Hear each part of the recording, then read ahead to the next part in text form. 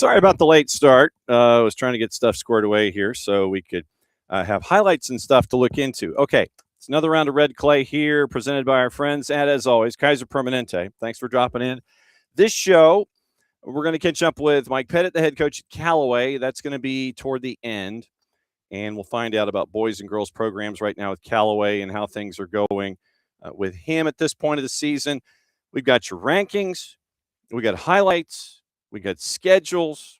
We got news in the grand scheme of things, news involving us here at SDH and how we are trying to continue to do our part. And I'll probably lead with that as everything going on here in the high school game continues. If you missed it on soccerdownhere.net on the website and on Morning Espresso, that was that's brought up every morning by Jason, presented by our friends at Oglethorpe University.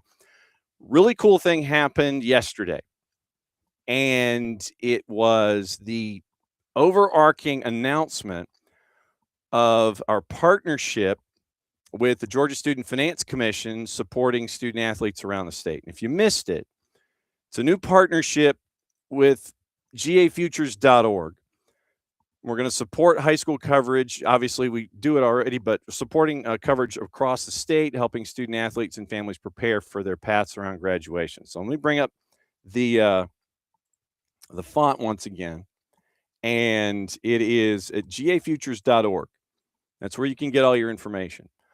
So with gafutures.org and the Georgia Student Finance Commission, we're going to connect our high school soccer coverage with the resources available through GA Futures, which is the statewide platform helping students plan and pay for college, preparing for careers after high school. Ninth grade through graduation, GA Futures provides tools to help students and families navigate college planning, financial aid, scholarships, and career pathways.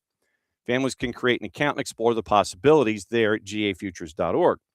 So what we're going to do, and it's centered around one idea. Players playing across the state deserve opportunities beyond the final whistle. So now we have a collaboration with the Georgia Student Finance Authority, serving as the major sponsor for SDH's statewide high school soccer coverage during the 26 season.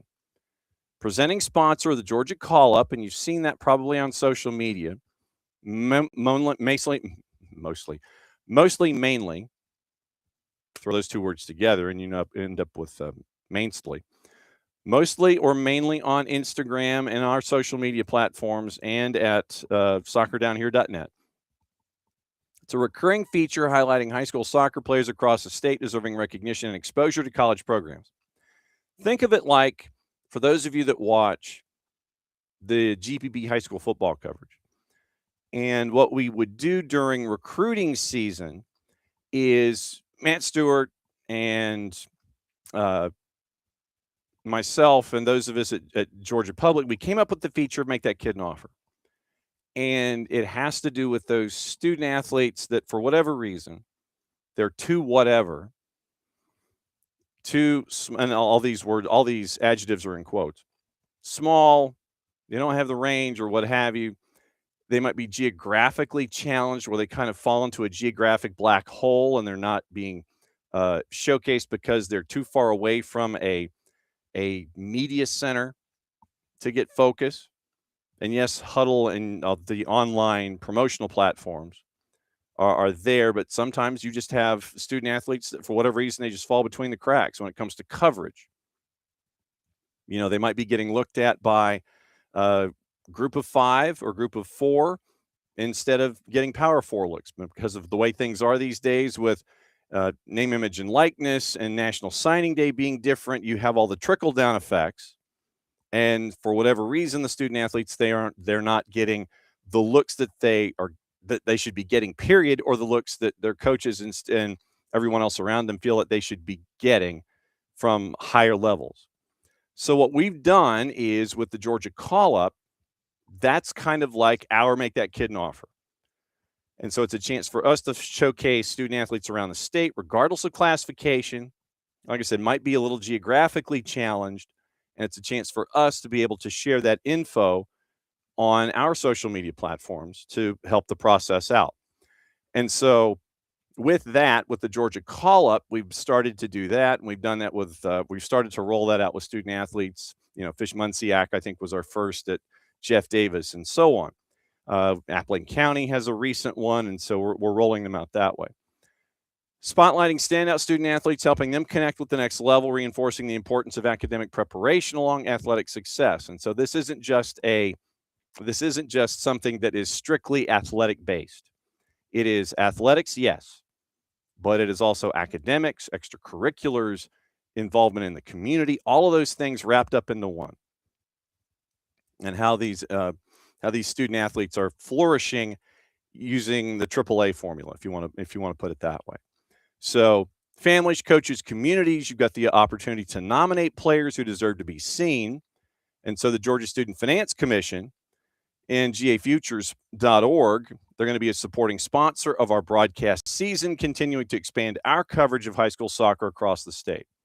Sponsorship of select pregame shows, where the SDH team is going to recap the week's action, preview upcoming matches, highlight standout players and stories. More details about the resources available for all of students and their families is over at gafutures.org. And that's going to appear throughout the high school match broadcast, reinforcing resources available to student athletes and their families.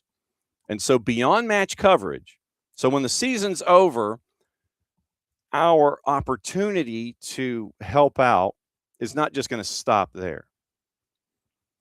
It's going to be focus of a new youth soccer-focused program on the network. It's going to focus on the broader ecosystem around youth sports, including coaching and development, supporting young athletes at home, nutrition and wellness, mentoring and leadership, and the pathway from youth soccer to high school and beyond. Special editions in the spring, weekly show later in the year. And so this is a part of our DNA, basically. What we want to do is with our growing high school coverage, we know that it's a powerful platform in the community, but it can be a gateway to educational opportunities.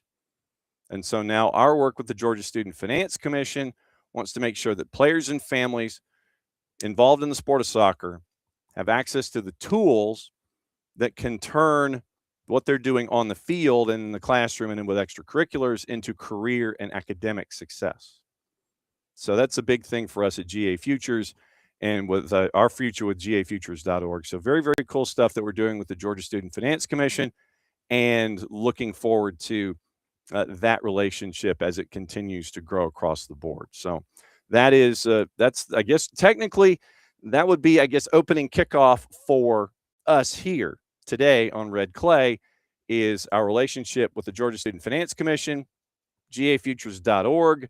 And if you have a student athlete that you would like to recommend for the Georgia Call Up, reach out to us on our social media.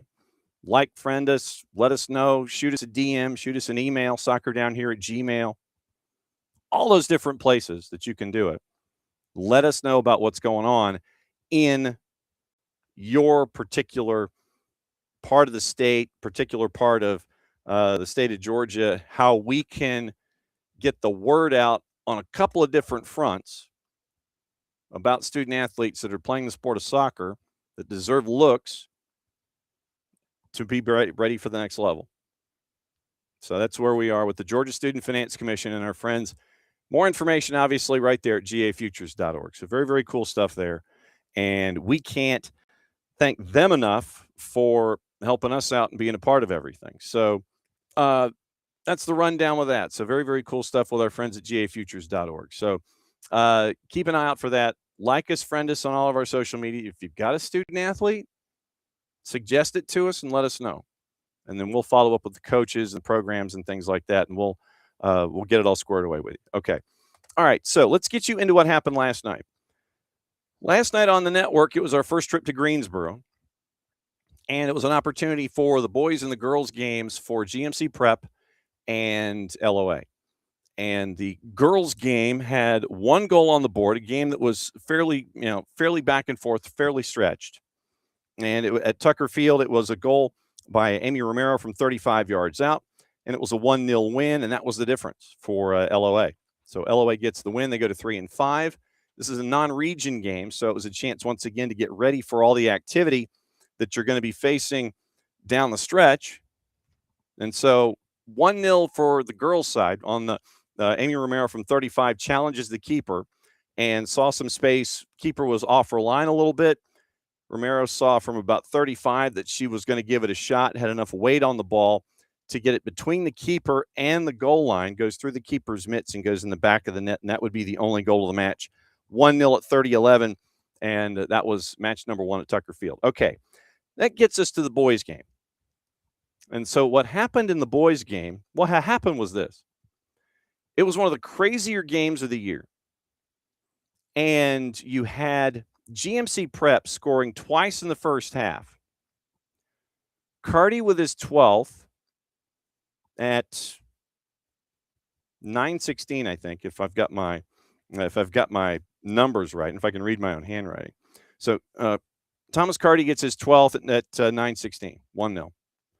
Then Gavin Smith gets his 4th from about 25 yards out to make it 2-0 GMC. That was in the 28th minute.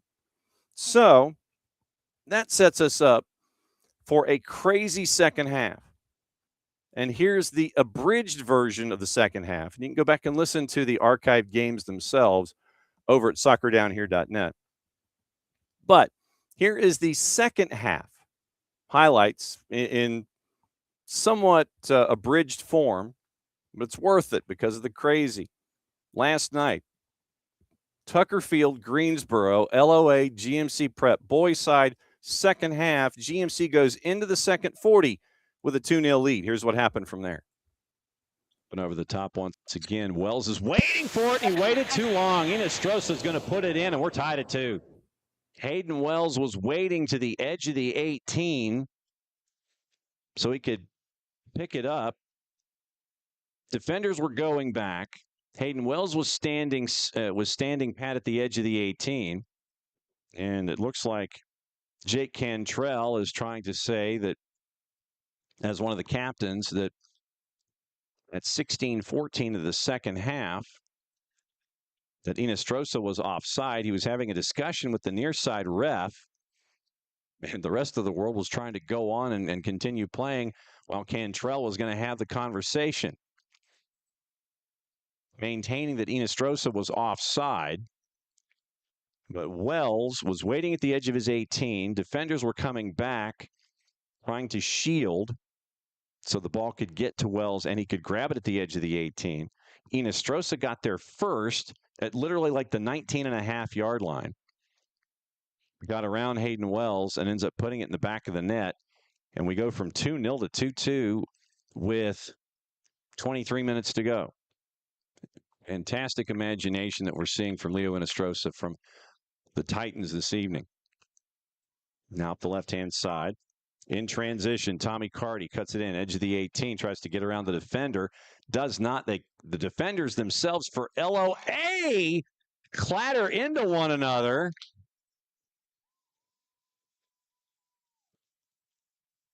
And the vulture that was there was Shivam Patel. 24-44. And so Shivam Patel makes it 3-2 in the 65th minute. 15-16 left on the clock. And you had all of the work being done by Cardi up top. He'd attracted 3 defenders at one point. 2 defenders clatter into each other, creates enough space for Shivam Patel to pounce on the ball inside the 18, put the ball past Rodriguez, and we're back to 3-2. Harassed from behind. Inestrosa going 1v5. Why not? Dipsy Do gets around Cantrell, and it goes in. Are you serious? Are you kidding me?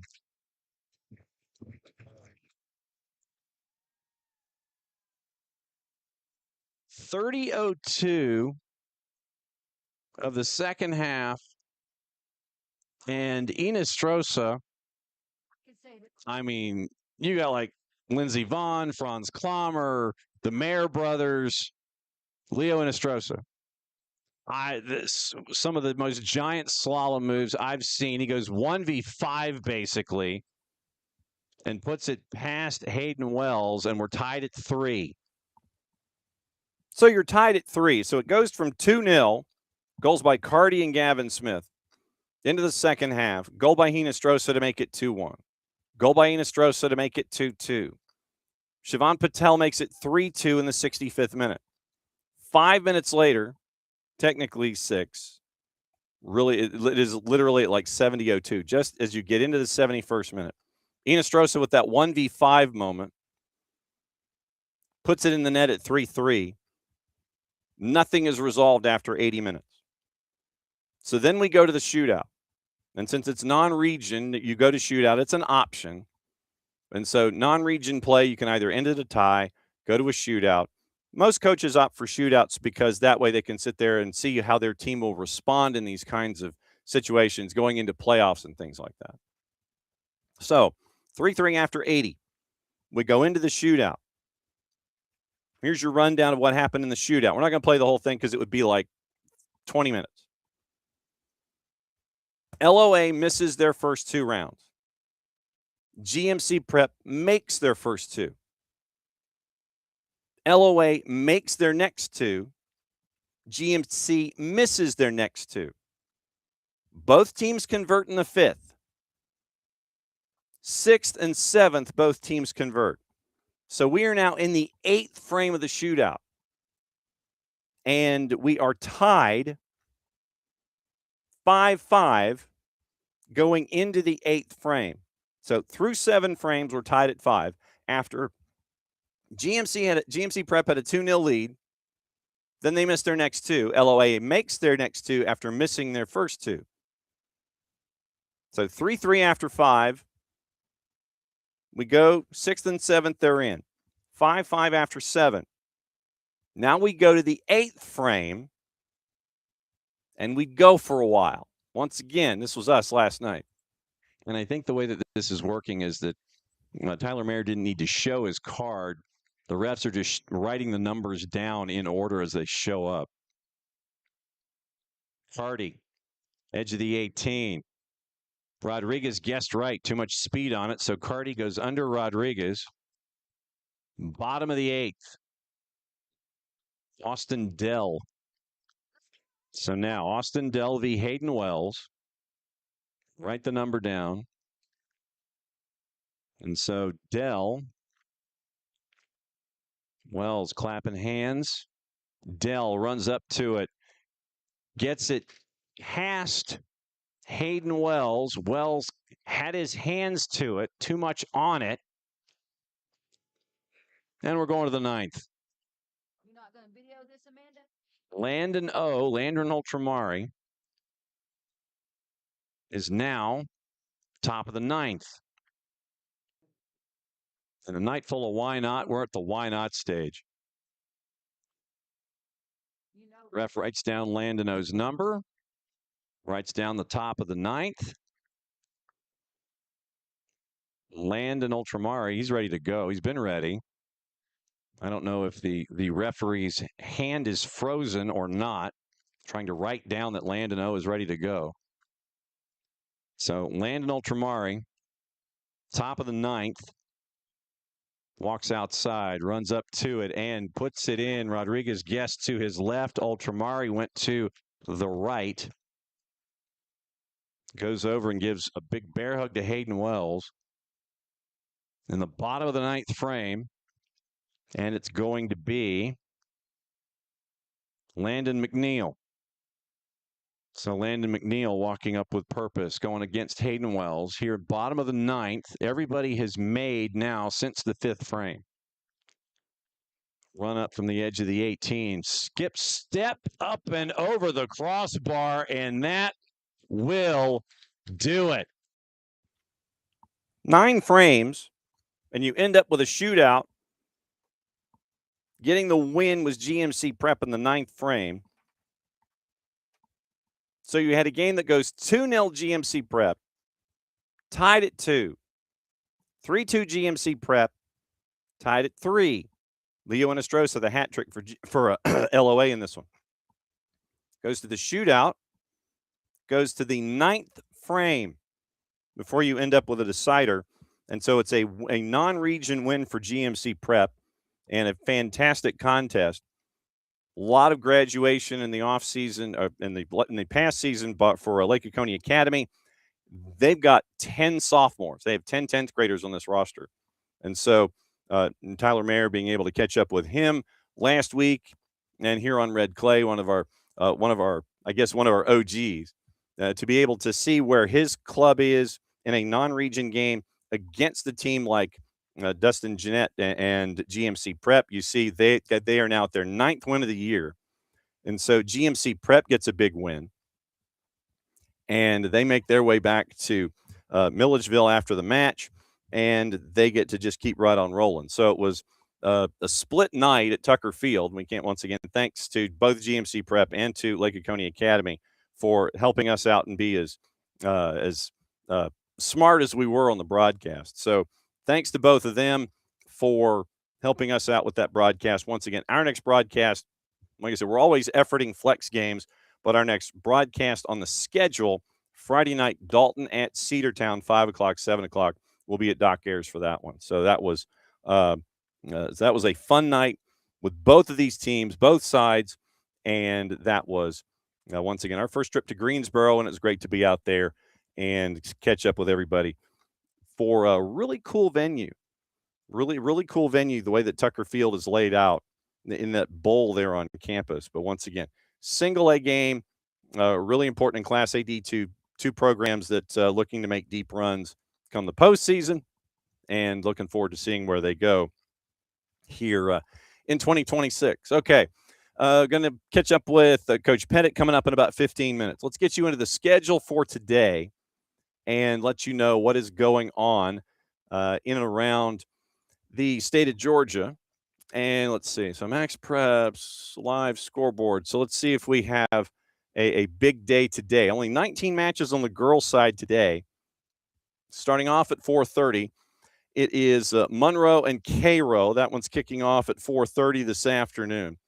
Heritage Prep and Mount Bethel Christian is also on the board. Also at 5, New Hampstead is at 6 and 3. Perry in 4A. Johnson County's at Trutland. Trutland is at 7 and 3. That one's at 5 o'clock. Tatnall and Appling, both teams chasing after win number 3 this year. That one's at 5 o'clock. 5:30, it's Josie and Johnson. And Johnson is looking after win number 4. 5:30, Oconee County and Commerce. That's Oglethorpe County and Commerce. Sorry. Oglethorpe County and Commerce in region. That one is at 5:30. And North Springs and Terrell. North Springs and Terrell both over 500. Hart County and Prince Avenue. Hart County chasing after win number 9. Jonesboro and Griffin is at 5:30, as is East Lawrence and Northeast Macon. Gordon Central and Model chasing after win number 9 on their side. Mays and Washington is at 5:30. Tucker, and they are taking on Atlanta International in a big match. That one is at 5:45. Also on the board, it is Cambridge and Westminster. Westminster chasing after win number 8 at 6. Mount Zion, Jonesboro, and Luella is at 6. Whitewater, Trinity Christian. Big matchup on the girls' side. Both teams 7 and 1. You might see our Jessica Charman there at 6 o'clock. And Banneker and Mundy's Mills at 6 o'clock. Mundy's Mill chasing after win number 8. Temple and Donahoe in a non-region matchup. And Donahoe, it's Anniston Donahoe. And Temple, that one is at 6 o'clock. And so we'll keep an eye out on that one as well. So that is the girls' side of things with the 19 matchups. Once again, traditionally on Wednesdays, you're looking at non-region play and things like that. So it's 19 matches on the girls' side, 16 matches on the boys' side. Wesleyan Providence Christians at 5:30. You have Monroe and Cairo. Once again, Cairo chasing after win number 6 as the nightcaps in a lot of these matchups. New Hampstead and Perry, both teams hovering around 500. At 7 o'clock, Banneker, Mundy's Mill chasing after win 7 on the boys' side. East Lawrence chasing after win number 10 already, 7 o'clock against Northeast. Benedictine chasing after win number 9 against 500 Wayne County. Tatnall and Appling. Appling is at 8 and 1, chasing after win number 9 against Tatnall. Josie and Johnson's at 7 o'clock. Models boys chasing after win number 9 at 7:30. Carrollton's boys program chasing after win number 9 against Westlake. Jonesboro and Griffin. North Springs and Therrells at 7:30. Hart County's boys 10-0. And they're going to be taking on Prince Avenue in the nightcap, and Oglethorpe County and Commerce. Commerce trying to chase after win number 4. Tucker and Atlanta International. That one is at 8, as is Mount Zion. Luella is chasing after their 8th win of the season. That one is slated for 8 o'clock. And so that's your rundown of the schedule, scores and schedule. And so the scores and schedule there is 35 matches, both boys and girls. And we're looking forward to seeing what happens in those matchups as we go. Now, looking at the rankings as we know them, and this is once again from our friends at Scoreboard, and we're going to go from 6A all the way down to single A, just to let you know what's going on right now with the rankings as they are laid out. 6A girls in the top 10, and in this one, West Forsyth, we've been there. We've seen what they're able to do. They're 10-0 right now in 6A. It's West Forsyth, Brookwood, Walton, Norcross at 8-2. Richmond Hill out of Region 1 is at number 5. Parkview's at number 6. Hillgrove at 7. Campbell, Harrison, and Cherokee right now are your 8, 9, and 10. That's your Week 5 rankings in 6A. In 5A, Roswell's ranked number 1. And so Walton and Roswell on the girls' side, they're playing a non-region matchup here next week. So keep an eye out on that one. That one is next Tuesday. So that one, if you want to circle a matchup, circle that one for next week. Johns Creek right now, the girls' side, they are at number 2 with 10 wins. Lassiter's at number 3. It is Pope, Northgate, McIntosh right now at number 6 at 9-2. Riverwood, Decatur, Alexander, and Chambly. That is your top 10 in 5A. Keep an eye on those as we go. Quad A, Westminster right now ranked number 1. And so Westminster at number 1, Marist at number 2, North Oconee number 3, Midtown at 4, Blessed Trinity is at number 5, Alatoona, Northside Columbus at 8-2, 3-1 in region play, Stars Mill, Dalton's girls, and St. Pius at 6-6. That is the rundown in Quad A for the girls' side. In Triple A, private side, this is the single A through Triple A on the private side, Wesleyan, Hebron Christian, Holy Innocents, Calvary Day, GAC, Providence Christian, Paideia, Whitfield, Lovett, and Mount Perrin. That's 1 through 10 on the private side. Once again, that's Class A through AAA private. In AAA on the public side, Oconee County ranked number 1. And the brackets, see, now I'm fascinated with the brackets. So let's see if we can take a peek at the brackets really quickly and see if they're out first and foremost. But I think that if you are leaning into an idea that number 1 versus number 2 would be the way that it would finish. Now I'm trying to see if it's power rankings. It is power rankings. Okay, so you would not, in theory, if power rankings and current rankings would equate, you would not see 1, 2, 3, and 4 until the Final Four. And right now, the Final Four in AAA is, they're once again, it's going to be 1 and 4 on the left-hand side, 2 and 3 on the right-hand side. I thought that they had figured out the venues. We know the venues, we just don't know which one is where. But now, they would not meet until May the 7th if you coordinated, and it was like this, where Oconee County, Jefferson, Adairsville, and Lumpkin County would be your 1, 2, 3, and 4. Calhoun right now on the girls' side is number 5. So Oconee County is at number 1. In theory, if power rankings would equate to the rankings, your Final Four would be Oconee County, Lumpkin County, and then Adairsville and Jefferson. That's some heavyweight stuff. And once again, if you played it all the way through, and number 1 versus number 2 would be Oconee County and Jefferson, another rematch of the championship from last year. Coney County, Jefferson, Adairsville, Lumpkin County. Calhoun is at 5 at 9-2. Whitewater, Sandy Creek, West Lawrence, Cherokee Bluff, and Dawson County are your top 10 in Class AAA girls in the state of Georgia right now. So keep an eye on AAA. That's going to be one of the tightest competitions once they get into the postseason that you're going to take a peek at. AA girls, Pike County, Justin Osteen has them at 9-2. Sonoraville, the Phoenix are 8-0. Union County is 8-1. Callaway, once again, this is half of the reason we're catching up with Coach Petite. Coming up here in about 10 minutes or so, a little more than 10 minutes. Right now ranked at number 4 at 7-4. Coahulla Creek is at number 5 at 8-1-1. Columbus, Hart County at number 7. Pierce, Thompson, and Stevens County are 8, 9, and 10 in the rankings as they were published this past weekend. Class A Division 1. Ace Charter at number 1, followed by Thomasville. Model, who has that non-region game today. Jeff Davis, who's now at 10-1. Bleckley County is coming in at number 5. Social Circle, who we've had on the air. Lamar County's at 7. Then it's Toombs, Bremen, and Swainsboro, 8, 9, and 10. Class A Division 2. Screven County, Chatco, who has run the table. They're 10-0 right now. Chattahoochee County, they are 10-0 right now. Claxton's at number 3. Tryon, Atlanta Classical. Irwin County is at number 6. Trutland's at 7. Atco is at 8. GMC is at 9. And Brooks County is at number 10. Once again, GMC with the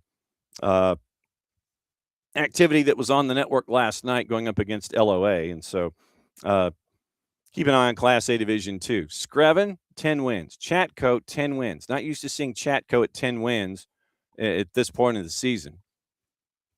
Early on, they run the table, 10-0 out at Chatco. Trutland at 7-3 coming into this week of competition. So keep an eye on Class A Division 2 as well. So some new names that are a part of this whole discussion. Really looking forward to seeing where those continue to go. 6A on the boys' side.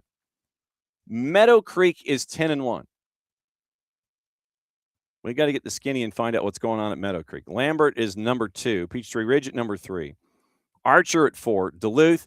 Carrollton coming in at number 6. Pebblebrook at 7. South Forsyth at 8. Denmark at 9. And Berkmar is at number 10. 5A. Johns Creek at number 1. McIntosh at number 2. Lassiter at 3. Clark Central. Milton. Veterans coming in at number 6 at 10-2. Woodward Academy, Gainesville, Pope High, and Lanier. That is your number 8, 9, and 10 in 5A. Quad A, Dalton, no surprise, number 1. Drew is number 2. Midtown at number 3. Pius is at 4. East Forsyth is at number 5. BT is 6. Southeast Whitfield's at 7. Altoona is at 8. Cedar Shoals and Clarkston right now are your 9 and your 10. In AAA, let's go to the private side on the boys' side first. Whitfield Academy at number 1, GAC, followed by Atlanta International. Calvary Day, unbeaten in their first 8. Savannah Country Day, Hebron Christian, Wesleyan, Lovett, Providence Christian, and the Walker School. That's your rundown of the top 10 there. AAA Public, Johnson Gainesville right now is your number 1. Islands is your number 2. Northwest Whitfield is your number 3. Oconee County is at 4. Chestatee at 5. West Lawrence is at 6 at 11-0 out of the blocks coming into this week. Jenkins is at number 7. LaGrange, Bainbridge, Troop, 8, 9, 10. Troop at 8-4. LaGrange 5-0 in region play, 6-5 overall. So LaGrange wanting to challenge themselves out of the blocks. 5-0 in region play, 1-5 out of region to get to 6-5, and they're ranked number 8. Bainbridge once again out of the blocks, unbeaten coming into this week. And Troop County once again 8-4 in the overall, 4-1 in region play. So Troop and LaGrange, who knew that matchups with those two probably are going to come down to what it's going to look like later on. I want to see when those matchups are, by the way. AA, Columbus at number 1, Appling at number 2. Probably need to catch up with Appling, considering Alan Ramirez is one of our call-ups. Pike County at 3, Crisp at 4, Callaway at number 5. So Coach Pettit, once again, very, very busy. 2 high-ranked teams in the top 10, boys and girls. Union County, once again, doing the double there at number 6 at 8-1. Morgan County at 4-2 and 7th. Hart County, out of the blocks, 10 wins on the spin. Jackson at 9. Thompson is at number 10. Now, single A. Putnam County is at number 1. 10-1 out of the blocks coming into this week.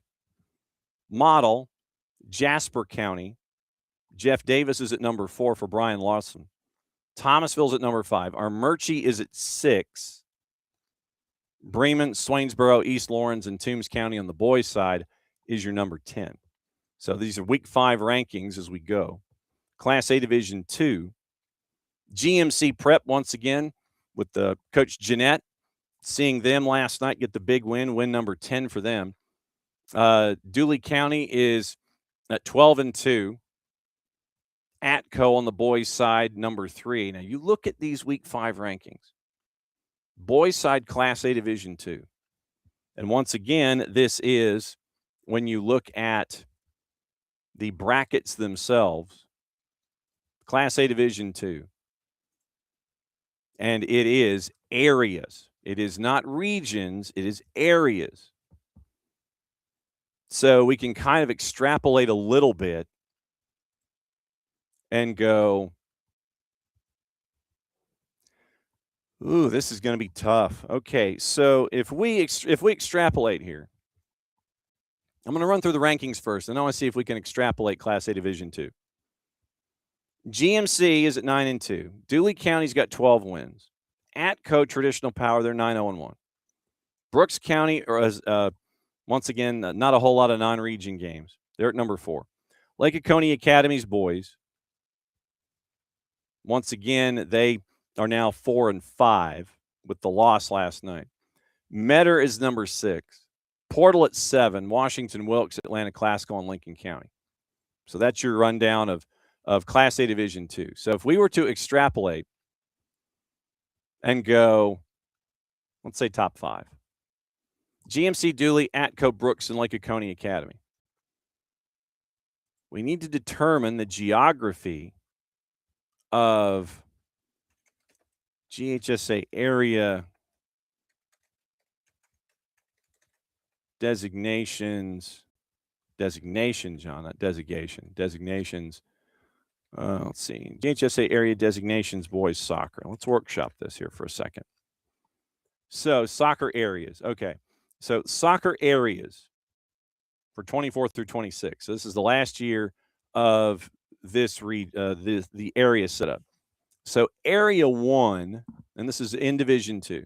So, Area 1 would have Atco, Brooks, and Irwin. Atco, Brooks, and Irwin would be Area 1. So you would have right now, like I said, if you just took the rankings as they are and moved them into the brackets, you'd have Atco as number 1. Then you would have Brooks at number 2 going into the layout of the brackets themselves. You'd have GMC with Trutland in Area 2. You would have Metter and Screven in Area 3. You'd have Chatco as a part of Area 4. You would have Lake Oconee Academy, Lincoln County, Towns, and Wilkes in Area 5. And then Area 6, you would have Bowden, Mount Zion, and Tryon. So that would be the way that we would extrapolate all the things as we try to lay them all out. There'll be a test on this later on. Now, time to go to Hogansville and find out what's going on, boys and girls side, what's going on with the Cavs. Time to catch up with friend of the network, Mike Petite, where we're talking both programs. What up, dude? Hey, John, how you doing, man? I'm. Do you need a note to get that you got out of class 5 minutes early? You okay? I just sent them to lunch, so I think they're okay. Okay, good deal. I just wanted to check. I didn't want to get you into any trouble. I appreciate it. I was I do looking. that. And I can get into lots of trouble by myself. Right there with you, brother. All right. So I wanted to bring you on to talk about navigating two programs at once, all that logistics. You've got two teams ranked in the top 10. And since we believe in chivalry here, we are a chivalrous sort. We go ladies first. And we find out what's going on the ladies' side. Once again, you look at where the rankings are, and once again, sun rises in the east. We pay our taxes, and you're ranked in the top 10 on the girls' side right now, according to our friends at Scoreboard. When you look at where you are right now on the girls' side, what has the season been like for you so far? I mean, it's gone really well, all things considered. Early in the season, we were not quite hitting the stride where we thought we would be. We brought back 10 starters. And I think that has sort of been part of the ranking a little bit. Is a lot of teams knew that we were bringing back a lot of quality pieces, including the AA State Player of the Year in Sofia Flores. And so when you have that coming back, I think people just naturally give you some respect, which is really nice, even though we might not have earned it early in the season. Played a really good Flowery Branch team right out the gate, and had a really, really good game against them, lost 1-0 to them, and they've gone on and done really well on the girls' side. Had a couple up and down games, and then started region play against Pike, and we all know the story about Pike and Coach Osteen, who I think he's dodging you, John. I think he wants to stay low in the weeds and catch people, and I'm like, you can't hide anymore. You know, you go win a big fat state championship ring, and it's awful shiny. So he was laughing last night about it. And once we played them, though, and again, you know, we took one from them, and well deserved. They're an excellent program. I mean, just one of the best girls programs I've seen in a really long time. We hit our stride right after that, and we turned around. We played Jackson, we played Morgan, back-to-back games, and played well enough against Jackson, but found another level at Morgan and won a massive game there in penalty kicks. They went up early. We tied it late. First overtime was 0-0. You know, nobody scored. We scored early in the second overtime. They scored late in the second overtime, went to penalties, and we were able to put enough away to win it, which was really, really big for our girls, big for our program. You beat a team like Morgan, who's really good. Coach Stamps out there has got a great program running out there and stuff. And that kind of sprung us into 5 in a row for the girls. And, you know, then we run into the buzzsaw that is Pike once again. And, hey, that's where you are with region play. So the ranking is nice to be recognized. There's a lot of really good girls teams out there this year. It's going to be a real good battle when you get to the playoffs. I just looked at our PSR, and we're 7-4 overall, and our PSR has us sitting at 17th. So that kind of shows you the quality of programs that are out there. If we might be ranked 4th, I think some coaches are getting slept on. Some programs might not be getting the attention that they should get across the state, which we would love to have more people in the rankings. I'm the ranking coordinator for both the boys and girls at AA. So coaches out there, shoot me an email. Let's get you on those ranking committees, and let's get some, you know, teams represented that deserve it. So, okay, I'll bite, he asked. Who in your mind are those hidden gems that you don't want on your schedule? Who are some of those folks that we need to be paying attention to right now? Well, you know, some of those South Georgia teams are really good that way and stuff. And I know from the boys' side, from the girls' side, a couple teams that aren't quite getting the love that they should. I think would be people like Drew Charter is really good. You know, Columbus is getting pushed off to a side. I don't know why, but Pierce is really good, sitting at 7-3. You know, so you got some good teams out there that just aren't quite getting, I think, the attention that they deserve for whatever reason, especially from the South Georgia area. Yeah, and I mean, it's what we always try to do, and what we've tried to do when we started Red Clay was make sure that everybody knew about everybody. And I know traditionally, you know, South Georgia, you kind of go past Southern Crescent, you work your way past the Nat line, then it kind of just gets into a bit of radio silence like that.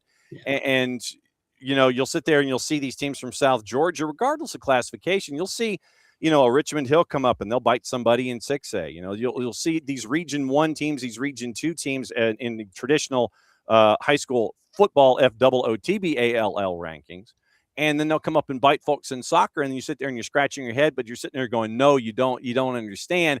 they're really good down there. It's just there seems to be like this wall almost at times that we have to break to let folks know about what's going on in South Georgia. Yeah, for sure. And I wish that, I don't know if it's a coach's perspective and they just keep it to themselves and aren't really involved. Maybe they're not as well connected as they should be and stuff, but they got some great programs. And if you go down there and play them, you find out real quick. When you look at region right now for you, and it is Pike and Osteen, by the way. Apparently, Osteen has lunch. He has to have lunchroom duty in Zebulon during the noon hour, and that's why he is unable to join us in this time slot. So I need to like schedule something like 1 or after when he's not at lunch. It's Pike, it's you. Then it's Jackson, who is 5-4 right now out of the blocks, and then Morgan County. You mentioned what Morgan County's been able to do. Then you've got Rutland and Westside in the Macon area. What has it been like for you on this side to see where things are growing on the girls' side in your region when it comes to how things have been evolving over time? Well, when you have from last year, you have the state champion in Pike, you have a Final Four team in Morgan, and then we made the second round and stuff. You got those three teams, and then Jackson has really quality pieces, and when they put it together, they can make a run at anybody at the same time. And then the Macon schools are coming along. They're having some people move in there. We just played a Rutland team who has 2 or 3 new girls who were really, really good. And if they get a couple more pieces and stay together, you're now talking about a region that can go, 4, 5, 6 deep really, really easily and could, again, do some things in the playoffs. So every single night in region play, when we basically run a block of 10 games in a row of region games, you have to come ready every day, girls or boys side. Especially when it comes rapid fire as it does, because it was 3 matches in a week, the 2 with Rutland and then the 1 with Pike that you had at home. And then you end up with another 3 in a week where it's at Westside, at Jackson, at Morgan coming up. So today is Wednesday, add 2, it's Friday. So basically Friday to Thursday next week, it's Westside, at Jackson, at Morgan County. Then you get a bit of a breather. I mean, that's a lot of cramming for these tests with these growing programs. Yeah, and we spend a lot of time getting ready for it. Spend a lot of time outside of school hours and working, looking at film and talking to coaches about what do we got to do and making practice plans and stuff. So it's busy. It just is. It's good. It's what you want to do, because if you weren't busy, then you might not be very good. You don't have a whole lot to worry about. So I'll take being busy and trying to juggle all I'm trying to juggle. Yeah, well, I want to get to that in a bit. If you look at wins and losses, I know that there's and goal difference and things like that. You mentioned the Macon area schools, and I want to apply this kind of universally for those programs that are not getting the wins. They're having real difficult times with their schedules, with their goal scorers, with their talents. What advice would you give those programs that are the young programs or the programs that are trying to get to that next level and just get to some level of consistency where they're scoring goals and they get that continuity? Those programs that are having hard times, do you ever have conversations with those coaches, where it's like, okay, hey, stay the course. I see some things here, A, B, C, and D. What do you give advice to those programs? Do you have conversations with those coaches? Actually, that kind of thing just came up with Rutland the other day, because we played them literally Wednesday and then Friday. Yeah. So we saw the coaches, we saw the girls, we saw them play. And again, they were a competitive side. Obviously the scores went our way and we played well against them. But I was just talking to the coach in the, before the game, a little bit after each of the games and stuff. And I said, look, you have a lot of pieces here. I said, you have the opportunity to, build this up. And I said, I just hope it goes really well for you. And I said, look, if there's anything I can do, let me know, because we've all been there. We've always been with a program that doesn't have all the parts, and you're trying to find a way to get it to where you want it to go and stuff. And eventually, if you work at it long enough and you keep things together and keep players with you, you're able to build it up. What I would say would be, can you widen your scheduling net and be willing to travel a little bit to find some of those teams who are more like you and more at your level, because there's plenty of them out there. And I think, a game, and I'm not trying to slight it, but let's say Pike against Rutland isn't much competition for either program. Right. And so that doesn't help them, even though it has to be played. But if Rutland can go find other schools that are in a similar situation, and that's probably not that far to travel coming out of Macon to find those kind of schools, then you start to build some success, you start to win some games, and think the program starts to turn around. Okay. Boys side. And it's once again, you want to schedule and you want it to be as difficult as you can make it early on so you can figure out where you are hitting region play. It's at Flowery Branch. 4 of your first 5 were on the road this year on the boys side? Yeah, we decided to get on the bus and travel as far and around as we could. So, I'm not exactly sure how that worked out. That was not good scheduling by my part. I was going to say, who's the schedule maker with this? The bad thing is it's me all the time. So I can only blame myself. My wife doesn't mind because I'm out of the house. And so she's like, good, go, and that kind of stuff. But, on the road a lot tested us, and it was rocky early. That Flowery Branch, boy, we were punching out of our weight class for that one and that kind of stuff. And that's a good side they play. And what we did though was we learned a lot from that game. We dissected that film and sat there with the guys and looked at it and stuff. And then we turn around and play a good Mount Zion team who, guys kind of thought, oh, we got this. It's a little 1A school. We've played them before, and they battled us, tooth and nail and stuff. I mean, it was a 4-3 game, and it wasn't decided till late in that contest and stuff. And then we turn around and play a good buddy of mine, Peter Bobbles, up at Mount Perrin, who's a guy you need to get on. I'm sure he would be able to do a lot for you guys and stuff, and talk about that private school world up in the Atlanta area and stuff. And that was the turning point for us right there. They're a really good team. They had a really good game that night for the first half. We fixed a lot of things in the second half and just turned the tables on them and stuff. And from there, we just kind of rocketed away. Pike being the exception, again, Pike's got a really good boys program, just like they do with the girls. New coach there doing a lot of good job with that, Coach Patel out there.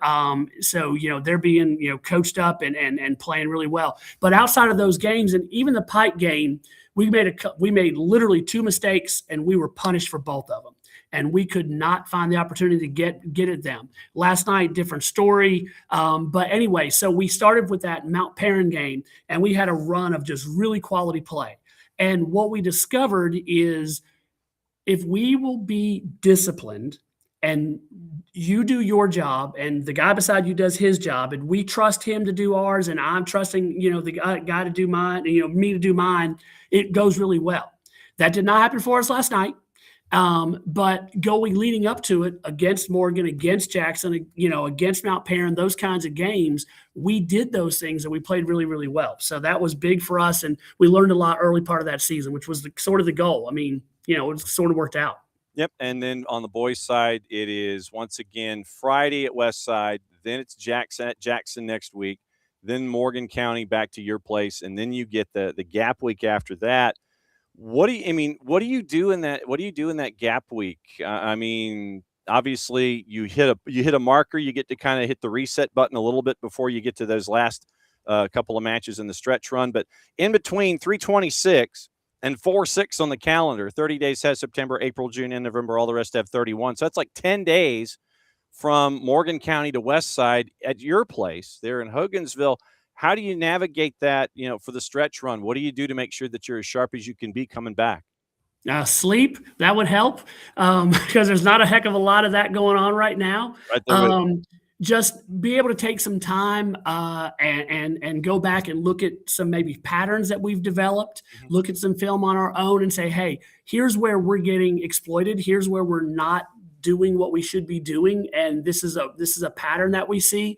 What are we doing really well? So it gives us a chance to, okay, we're out of region play. We know we're settled there. PSR is not done yet because we got some really good PSR teams on the back half of the schedule. Again, we just keep the heavy hitters coming. You got Harris County, you got Luella. I'm just like, oh, Lord, who scheduled this? I want to blame my assistant coach, but Hunter doesn't want to take any credit for all that kind of stuff. But Anyway, but if you want to be a head coach, you got to learn to take those slings and arrows, man. man, I'll tell you. Well, when I'm the one shooting them at myself, it doesn't help any though. That's the whole problem. I mean, it's self-inflicted wounds. But it'll just give us a chance to just breathe a little bit. The guys, we go hard at practice. I mean, they really do go really hard. And I got a crew. I got 36 that come to practice every day. It's a mix of JV and varsity, but we run them all together. We different guys that helped out at the varsity level at different times. So it's just a go to get that many guys through all the drills and reps we want to get. And so by the time that we're done with girls practice or boys practice or vice versa, the coaches look at each other. We're just like, and we got to do it again tomorrow, or we got to get on the bus and go somewhere because we're probably going away, and that kind of thing. But the break is going to be good for all of us. That is for sure. Just we don't practice. We let the guys get away. If you're going to go on a trip, go on a trip. If you're just going to do nothing, do nothing. Hey, we say the field's open. We'll unlock the gears. Go get what you want, but do it on your own. You need to take care of you. We need to take care of ourselves and then get back at it for those last couple of weeks before the playoffs. How difficult is it, or how much of a challenge is it? Let me rephrase it to that. For you to be with both programs, obviously that means there's a lot of trust with your assistants and how things are run from you top down. But what's it like navigating both programs?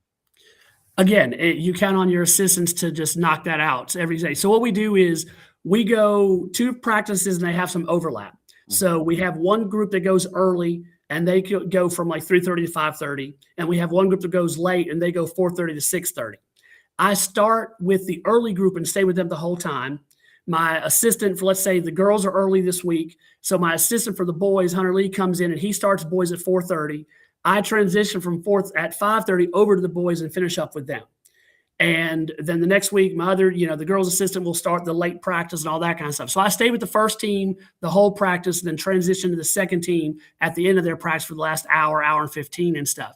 But I've been so fortunate to have guys who've been around the program and with me for a really long time. Jeff McGuffin has had 2 girls graduate through this program and played, and he's still willing to come around and coach with me. So that's been awesome. I got 2 guys who are coaching on the boys side, Hunter Lee and John Will White, who played for me here at Callaway, and they keep coming back for more punishment. So they know, so those 4 guys or those 3 guys, and we've been together for now 10 years, essentially, whether they're coaching with me or playing with me. And so we all speak the same language. We all have the same ideas or similar ideas. We know what we're trying to accomplish for the girls and boys separately and collectively. We work as a big unit. I mean, we're just a coaching staff of soccer players, whether they're girls or boys.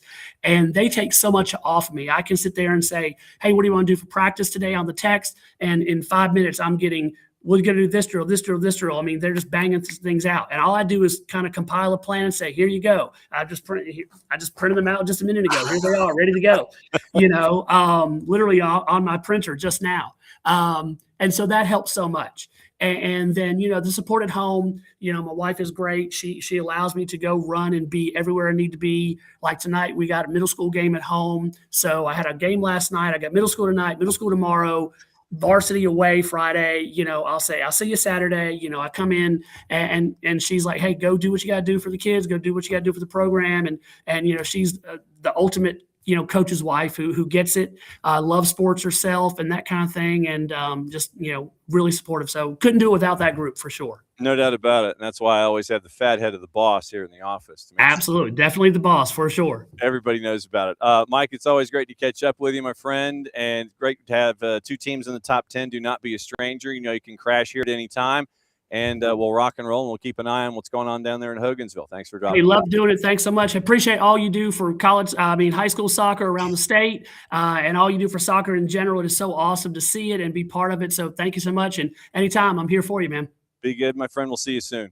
Take care. There he goes, Mike Petite, head coach. He is the head coaches of the boys and the girls programs at Callaway. And he's printed his game. He printed out his plan for the day, and he showed us the front page. That's how organized the man is. Shows you what's going on there. So it's always great to catch up with friends and find out what's going on. And what I always like to do in these situations is ask those established coaches the advice that they would give to those coaches for the programs that are trying to grow. And that was why I wanted to look at that, because when you look at the programs, just to give you an example, on the boys' side, in Region 2, it is Pike, and then it is Morgan, and it's Callaway, and the three of them are right there. Pike's at 8-3. Morgan doesn't really have much of a non-region schedule. They're 4-2, and then Callaway's at 7-4. And then you have Jackson and Westside and Rutland that are a part of this. But on the boys' side, Westside in their first 4 games gave up a lot of goals, didn't score any. Rutland on the same side, in their first 10, they won 2, but their goal difference is that they gave up 59 goals in 10 matches, and they scored 9. And so what I like to do in these situations is to grow the sport. That's why I always ask these coaches, what advice would you give those programs? And because we want, rising tide lifts all boats. And so that's why I always like to ask the established coaches if they have conversations with those other coaches that are a part of their regions where they want to grow the programs and they might get frustrated, and we want the sport to grow. And so are there these conversations? What advice would he give in case someone else is watching or listening and they want to find out what's going on and all of that? So that's why I asked that question, because I've always thought the interaction between coaches to share information so they all can become better, there's just always been a key. So that's like I said, that's just one of the questions that always sticks with me when I bring coaches in to ask these questions. Okay, so Mike has told me we've got to go check out Mount Perrin, and a lot of the coaches that he's been talking to, we'll bring those up as well as a part of the discussions, because he's given me a lot of great ideas when it comes to folks to catch up with, especially south of the Nat line when it comes to Georgia high school soccer. It's another go round of Red Clay presented by our friends at up here. There we go. It is the SDH by Kaiser Permanente here on the SDH Network. We'll be back at it tomorrow morning, 9:05, and we're going to be talking about horticulture, and we're going to be talking about what's going on worldwide. Our buddy Nino Torres from Futbol TV is going to talk to us about Portugal. We're going to talk about sporting and what they did to Bodo Glimt in the UCL. Then Nico Moreno's going to be joining us at 10:30, and so we're going to find out about the grass that it takes to have a World Cup venue be the class venue it is. And we're going to take hour number 2, and we're going to get into everything else that's going on. We got Open Cup tonight. We got CONCACAF tonight. We got Champions League this afternoon.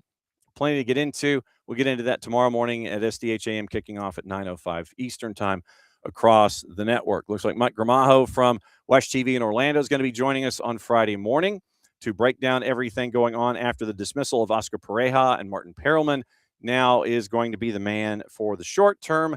Are they going to be chasing after other individuals after this season is over? Considering it just started, do you bring in somebody, or do you let Perelman try to prove his worth and see if he wants to be the new number 1? So we'll have those answers, and kicking off with everything going on Friday. So Dalton and Cedartown is Friday. That's going to be on the network for us. Jason and I will be out there for those at Doc Airs. I'll let you know what else is going on there. With that in the high school game, can't thank our friends at GA Futures enough for hanging out with us here and being an integral part of our programming on the high school side. And thanks, as always, to our friends at Kaiser Permanente for being great partners with us all across the board. We could not do it without them. Thanks to Mike Petite and everything going on down there at Callaway. Great to catch up with him, find out boys and girls stuff. And also thanks once again to our friends at Lake Oconee Academy and our friends at GMC Prep for a great doubleheader last night in Greensboro.